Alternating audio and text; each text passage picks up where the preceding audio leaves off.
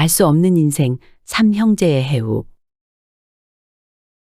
조선시대 강원도의 어느 시골 마을에 장성한 아들 셋을 둔 부부가 있었다. 부부의 아들들은 모두 성격이 제각각이었다. 장남의 이름은 일용이로 사려 깊고 온화해서 다른 사람들을 돕는 걸 좋아했고 누구보다 성실하고 또 부지런했다. 둘째의 이름은 두룡이로 성격이 저돌적이고 힘이 세서 다른 사람과 힘겨루기를 좋아하고 곧잘 싸우기도 했지만 심성은 기본적으로 착했다. 그리고 마지막 막내 삼룡이는 총명하고 머리가 매우 좋았다. 장남 일용이의 나이가 20살이 되었을 무렵이었다. 없는 살림에 힘겹게 삼형제를 키우며 살던 부부는 며칠 간격으로 갑작스레 세상을 등지고 말았다. 부부가 남긴 유산이라고는 쓰러져가는 움막이 전부였고 자갈밭 한 떼기 없는 가난한 살림이었다. 어느 날이었다. 하루하루 가난한 삶이 답답해진 삼형제는 모여 앉았고 두룡이가 이야기를 꺼냈다. 형님, 우리 이렇게 있을 것이 아니라 조금 더 넓은 세상에 가서 보고 경험해보는 건 어떻습니까? 이 시골에서만 있으면서 부모님같이 고생만 하다가 떠나고 싶진 않아요. 그러자 삼룡이도 말했다. 제 생각도 그래요. 우리가 꼭 이곳에서만 있어야 할 이유는 없지요. 저도 한양도 가보고 싶어요. 사람들이 그렇게 많이 산다는데 제 눈으로 확인해보고 그 사람들은 또 어떻게 살아가는지도 궁금하고요. 그래, 너희 생각이 그렇다면 그러자. 희망을 찾았어. 한번 떠나보자. 삼형제는 결국 넓을 세상을 경험하고 더 많은 기회를 얻기 위해 한양으로 상경하기로 뜻을 모았다. 삼형제가 한양으로 올라가는데 마침 새갈림길이 나왔다. 그리고 길 옆에는 마침 범상치 않아 보이는 한 노인이 앉아 쉬고 있었다. 첫째 일용이가 노인에게 물었다. 어르신, 길 좀 묻겠습니다. 이 새갈림길 중에 한양으로 가는 길은 어느 것입니까? 세 길 모두 한양에 이르는 길이네. 그럼 어느 길이 가장 좋은 길인가요? 글쎄, 그건 내가 딱히 뭐라 말해주기가 어렵네만. 오른편 길로 가면 노인 혼자 사는 오두막이 있고 중간은 산적들의 소굴이 있네. 그리고 왼편 길로 가면 죽은 사람이 셋 있다네. 그 말을 들은 삼형제는 아무 말도 없이 잠시 고민하는 듯 했다. 그리고 잠시 후 일용이가 입을 열었다. 우리도 셋이고 우리 앞에 놓인 길도 세 갈래구나. 이제 이곳에서 헤어져서 우리들의 앞날을 각자 개척해 보기로 하는 건 어떻겠냐? 저돌적이고 용감한 성격의 둘째 두룡이가 먼저 나섰다. 나는 그럼 중간 길로 가겠소. 산적 소굴이 있다니 그곳에서 내 힘을 시험해보고 싶소. 그러자 일용이가 말했다. 막내야, 너는 어느 길을 택할 것이냐? 예, 저는 형님들이 택하고 남은 길로 가겠습니다. 좋다. 그럼 나는 오른편의 길로 가겠다. 노인 혼자 오두막에 산다니 돌아가신 부모님이 생각나는구나. 그 노인을 좀 살펴봐야겠다. 예, 그럼 저는 왼편의 길로 가겠습니다. 그렇게 해서 삼형제는 훗날을 기약하고 그곳에서 헤어지게 되었다. 일용이가 오른쪽 길로 계속 가다 보니 과연 작은 오두막이 나타났다. 일용이는 두리번거리다가 입구라고 생각되는 거적대기 문을 걷어보았다. 그랬더니 그 앞에 한 노인이 누워 있었는데 피골이 상접한 앙상한 모습을 하고 있었다. 그런데 노인은 일용이를 보자마자 다짜고짜 일을 시키는 것이었다. 야, 이놈아, 잘 왔다. 시장한데 어서 밥 좀 지어라. 일용이는 속으로 기분이 좋지는 않았으나 노인을 도와주기 위해 택한 길이기에 잠자코 노인이 시키는 대로 이런저런 일을 군말 없이 해주었다. 첫날은 노인의 요구대로 다 해주었고 다음 날이 밝아 오두막을 나서서 한양으로 가려 했다. 하지만 마음 약한 일용이는 홀로 남겨질 노인이 불쌍해 차마 발이 떨어지질 않았다. 일용이는 결국 그곳에 지내면서 노인의 수발을 들었고 노인 역시 일용이를 친아들처럼 아끼는 그런 관계가 되었다. 그리고 시간은 흘러 노인이 갑자기 병을 얻어 자리에 눕게 되었다. 노인의 눈동자는 많이 흐려져 있었고 몸은 더욱 말라갔다. 당장 죽는다 해도 이상하지 않을 지경이었다.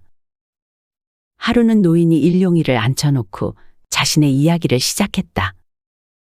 나는 예전에 고리대금업을 했었네. 피도 눈물도 없이 악착같이 일한 덕에 돈은 많이 모았네만 어느샌가 주변에 아무도 남아있지 않았지. 처남이 내 돈을 가져다 쓰고 제때 갚지 못해 패가망신한 일로 아내는 화병을 얻어 세상을 떠났고 자식들마저 나와 의절하고 더 이상 왕래를 하지 않게 되었다네. 그래도 그때는 돈만 있으면 다 해결된다 생각하고 눈 하나 깜빡하질 않았다네. 그런데 시간이 흐르고 원하는 만큼 돈을 모은 뒤에 그때서야 알겠더구만. 내가 돈보다 더 중요한 것을 잃었다는 걸 말이야. 그 뒤로는 돈을 원수라 생각하고 이 오두막을 짓고 살며 뒷마당에 그동안 모은 돈을 모두 묻어놓고 한 번도 꺼내지 않았다네. 내가 죽으면 그 돈을 모두 자네가 가져가게. 내 마지막을 지켜주고 보살펴 주었으니 충분히 자격이 있네. 그리고 얼마 후 노인은 세상을 떠났다. 노인의 말대로 마당을 파본 일용이는 정말로 엄청난 돈이 들어있음을 발견하고 그 돈으로 노인의 장례를 치렀다. 일용이는 노인이 물려준 재산을 가지고 한양으로 갔다. 거기서 자리를 잡고 살면서 장사를 시작했다. 그리고 일용의 부지런함과 성실함으로 큰 돈을 벌었고 부자로 이름도 날리게 되었다. 또 아름답고 참한 아내를 맞이하여 행복하게 살 수 있었다. 한편 두룡이는 가운데 길로 가보니 역시 그 노인의 말대로 산적 소굴이었다. 소굴 안으로 들어가 보니 거구의 사내들이 무기를 들고 있는 것이었다. 두룡이는 그동안 살아오면서 힘으로 진 적이 한 번도 없었다. 그래서 거침없이 그들에게 다가가 힘 자랑을 하기 위해 사내들에게 냅다 시비를 걸었다. 이놈들아, 도대체 뭔 짓을 하려고 이렇게 모여 있는 게냐? 무슨 나쁜 짓이라도 할 요량이라면 다 흩어지거라. 화가 난 사내들이 달려들자 본격적인 몸싸움이 시작됐다. 한참 싸움이 계속되다가 한순간 8대장 승급의 거구의 턱수염 사나이가 나오자 사내들은 싸움을 멈추고 서둘러 그 사내 앞에 무릎을 꿇었다. 아무래도 산적 두목으로 보였다. 산적 두목은 두룡이의 용기와 힘을 보고 감탄하면서 말했다. 그놈 제법이구나. 날 따라오너라. 자네가 좋아할 만한 것을 보여주지. 두룡이는 그 말에 귀가 솔깃해져서 두목을 따라갔다. 놈들의 소굴에 깊숙이 들어가 보니 도둑질한 물건이 그득했다. 그것들을 보여주면서 산적 두목은 두룡이에게 말했다. 싸움도 보통이 아니고 겁도 없던데 우리랑 같이 일해보면 어떤가? 자네랑 딱 맞을 것 같은데? 여기에서 우리랑 같이 생활하면서 호탕하게 사는 거 어떤가? 생각해보면 한양에 간다고 해서 뾰족한 수가 있는 것도 아니고 기다리는 사람도 없었다. 그냥 여기에서 살게 되면 부족함 없이 맘 편히 먹고 살겠구나 싶었다. 그래서 두룡이는 산적이 되어 그곳에 눌러 살게 됐다. 마지막으로 삼룡이 차례. 삼룡이는 시신 세구가 있다는 왼쪽 길로 갔다. 길은 곧 어느 숲속으로 이어졌고 얼마를 더 가니 과연 시신 세구를 발견할 수 있었다. 시체 하나는 길에 쓰러져 있고 시체 둘을 조금 떨어진 나무 밑에 있었다. 그리고 나무 밑 시체들 주변에는 호리병 하나와 괴나리 보찜이 있었다. 길에 쓰러진 시체는 선비 차림인데 몸에 지닌 건 아무것도 없었고 나무 밑에 쓰러진 두 시체 중 하나는 칼을 차고 있고 하나는 몽둥이를 차고 있었다. 특이한 것은 쓰러진 호리병에서 술이 흘러 나왔을 자리에 불이 누렇게 떠서 죽어 있는 것이었다. 삼룡이는 그것들을 보며 도대체 어찌된 사건인지 곰곰이 생각하고 있었다. 그런데 어디서인지 갑자기 포졸들이 몰려왔고 삼룡이를 수상한 사람으로 여겨 체포하여 관하로 끌고 갔다.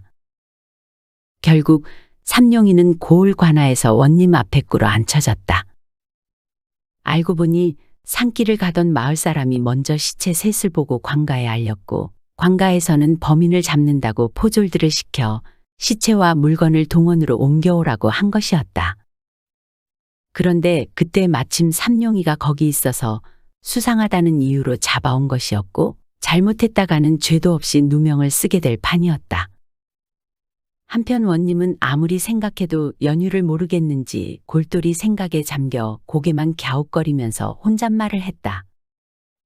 한 사람은 칼에 찔려 죽고, 한 사람은 몽둥이에 맞아 죽고, 한 사람은 독을 마시고 죽었는데 괴나리 벗짐은 그대로 있고 호리병에는 술이 반쯤 남았으니 이게 대체 어찌된 일이란 말이냐. 그때 삼룡이는 그 사건 현장에서 본 장면을 바탕으로 추측한 것을 원님에게 고했다. 제 생각을 말씀드려도 되겠습니까? 뭐라? 그래, 말해보거라. 우선 죽은 사람들 중 2사람은 강도이고 다른 한 선비는 강도를 당한 사람인 것 같습니다. 강도 2사람이 선비를 죽이고 난 후 괴나리 보찜에 있는 돈을 갈취한 것 같습니다. 그리고 그 중에 몽둥이 든 사람이 칼 든 사람에게 술을 사오라고 시킨 뒤 돈을 혼자 갖기 위해서 술을 사온 칼 든 사람을 몽둥이로 때려 죽인 것 같습니다. 그런데 몽둥이 든 사람도 무사하지 못했잖아요.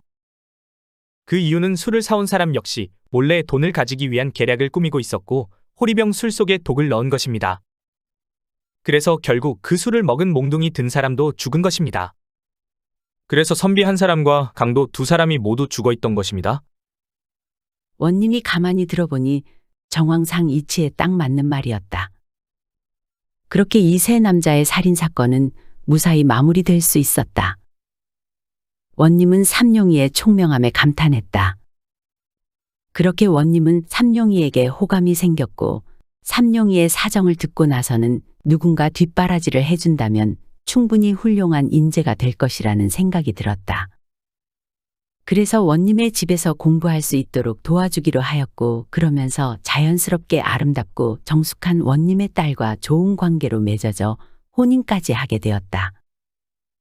원님의 사위가 된 삼룡이는 장인의 후원과 아내의 내조로 열심히 공부하여 결국에는 공부한 지 오래되지 않아 한성부에서 판관 벼슬까지 살게 되었다.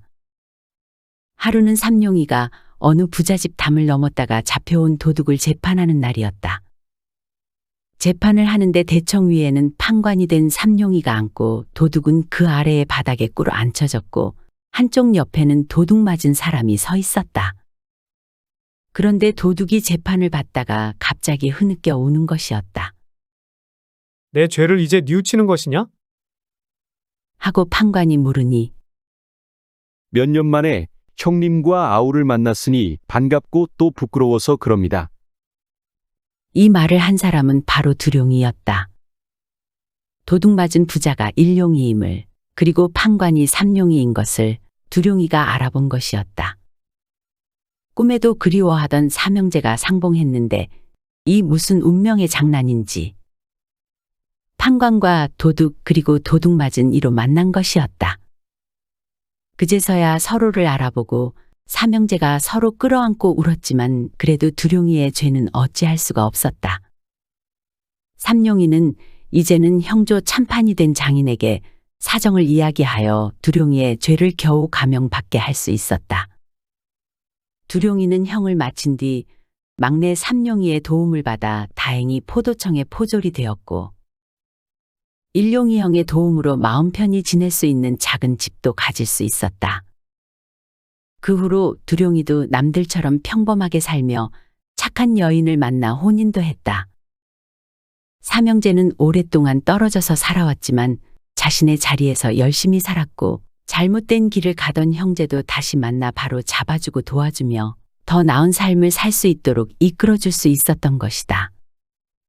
결국 새로운 희망을 찾아 각자의 길을 떠났던 삼형제는 다시 만나 모두 행복하게 살 수 있었다.